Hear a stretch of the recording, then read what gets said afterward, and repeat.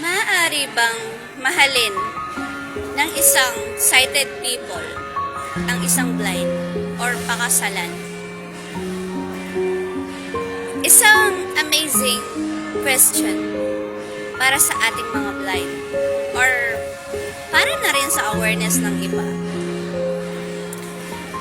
Maaari bang mahalin ng isang lalaki na sighted ang isang babaeng blind? Ano sa tingin niyo? I think pwede naman. Depende sa kanya yun, di ba?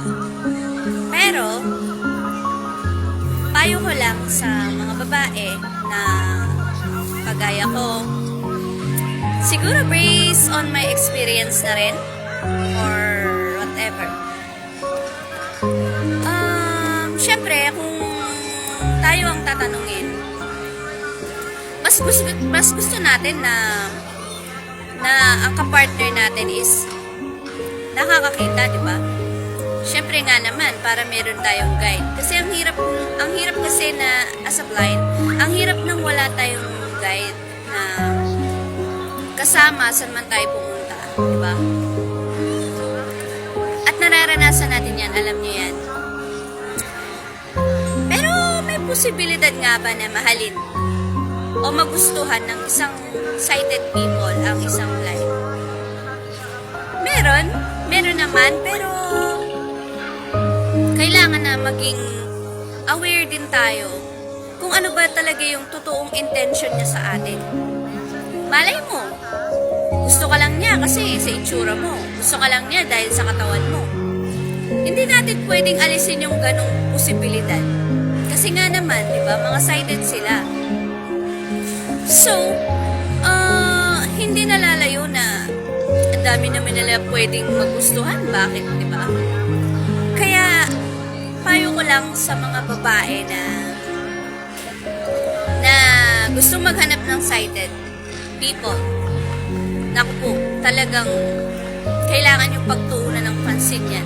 Kailangan yung unang yang ipag-pray talaga ng malalim. Hindi porket niligawan ka, sinuyo ka, at sinabi niya sa'yo na kahit hindi mo ko maaalagaan, no ngayon, akong mag-aalaga sa'yo. Diba napakasarap marinig ng ganun? Kunwari, sinabi mo sa kanya, bakit ako yung gusto mo? Hindi naman kita maaalagaan. Tapos sagot niya sa'yo, no ngayon, kung hindi mo ako maaalagaan, akong mag-aalaga sa'yo. Wow! Sobrang nakakakilig nun, di ba? Parang sarap sa feeling. Talaga ba? Talagang nakakakilig yun.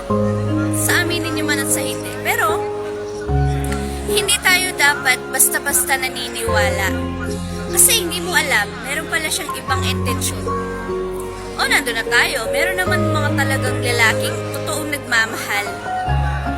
Kahit na ano ka pa, di ba ganun ang love? Kahit ano ka pa, kahit sino ka pa, mahal ka niya di ba?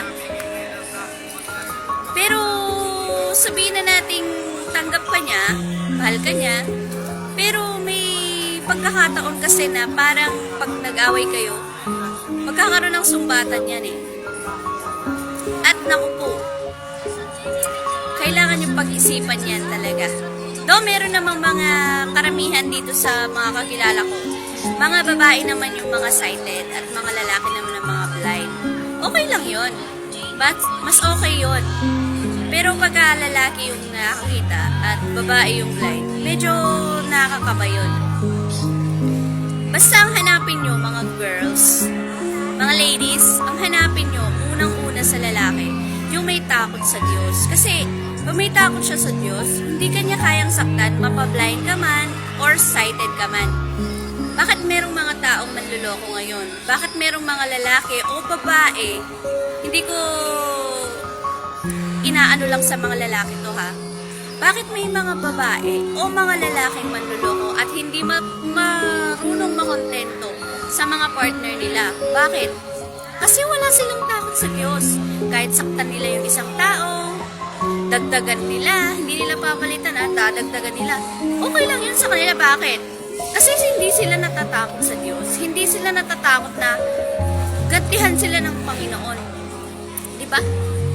Kaya unang-una ipag-pray nyo, mga ladies, sa mga vlogger na nakakarinig sa akin, o kahit hindi vlogger, kahit naman sighted ka na nakakarinig ka sa akin ngayon, ipag-pray mo, yung una, may takot sa Panginoon.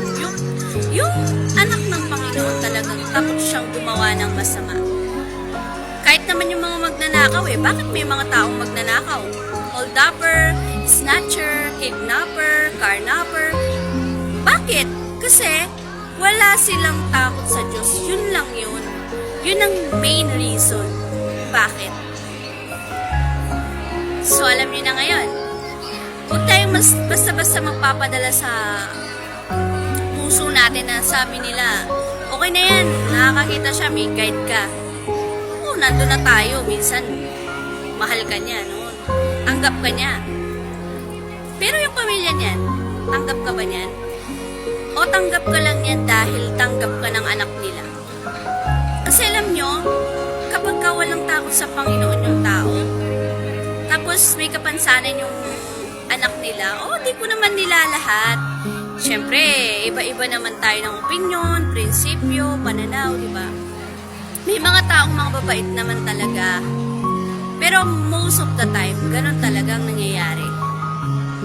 Alam ko to, napatunayan ko to sa mga nakakakilala sa akin, alam na alam ko to. Yung tanggap niya ang isang girl, tanggap ng naging asawa niya o girlfriend niya, boyfriend niya, ganyan. Pero yung nanay niya pala or family niya, hindi naman pala niya talagang tanggap.